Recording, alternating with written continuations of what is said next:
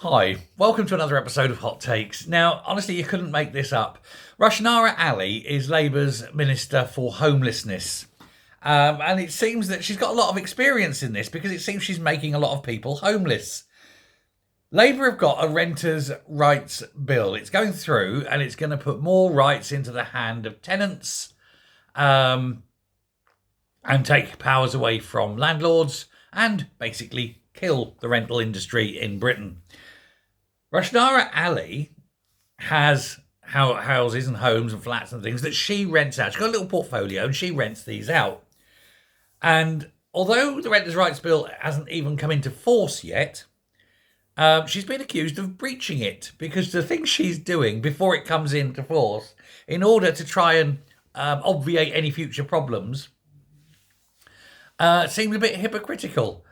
And it's honestly, there's a lot of people are having a bit of a meltdown over this because the homelessness minister is allegedly evicting tenants before relisting the properties at a much higher rent. It's legal, and it's just a way of raising the rent, and it is currently at the moment legal. Now, a spokesperson for Ali said Rushnara takes her responsibility serious and complied with all relevant legal requirements. Oh yes, she didn't actually break the law, so that's okay then. And that's fine, she hasn't broke the law. But when her party is pushing through things that are meant to help tenants, and she is basically shitting on those tenants before it comes into effect because money makes you wonder about the hypocrisy. Now, the issue is that Labour is going to be restricting, again, the rights of landlords with this Renters' Rights Bill. It's another piece of shitty legislation from shitty Angela Rayner.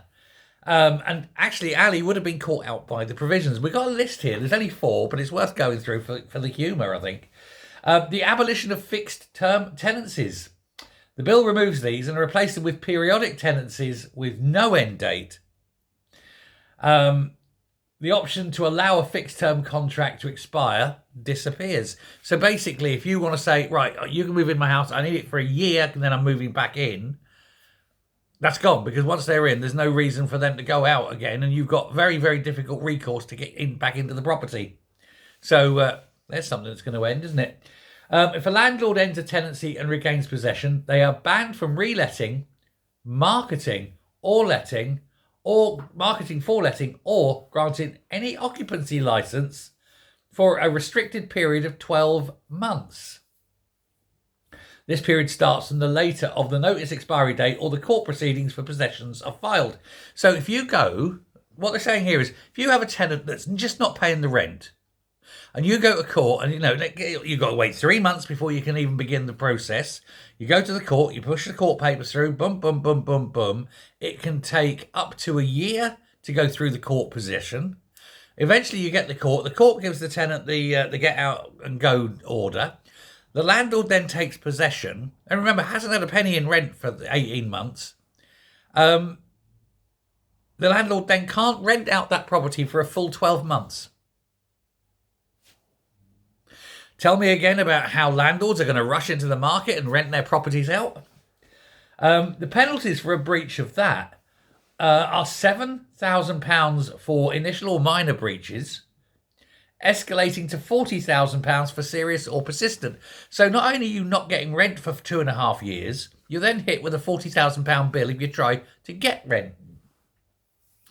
Under the Act, tribunals can order landlords to repay up to 24 months of rent back to tenants for misusing possession grounds. So he cannot pay you for 18 months. You've then waited another year before you can rent it out again. You've gone in early, had a £40,000 fine, and here's the thing, even though he hasn't paid rent, the agreed rental rate, 2 years of it has to be repaid to the tenant. Under the terms of the bill, landlords are not allowed to raise rents more than once per year, even if it's a change of tenant, and they are tied to market rates, and tenants can challenge hikes at a tribunal. That's why Rushnara has jumped out, pushed all her tenants out, brought in new tenants, pushed the rents up and went, right, that's it, fine. Labour says ending private rental contract is one of the leading causes of homelessness. It's not. Non-payment of rent and damage of property is the leading cause of homelessness. The tenants do it to themselves. Well, I'm going to tell you now, homelessness, it's going to go boom. Because every landlord will look at this and go, what the actual? And they'll just get rid of the rental properties. And that's it. They'll sell them back into the private market for people to go and live in. People who can afford to buy the houses and go and live in. Nobody's going to rent one out. And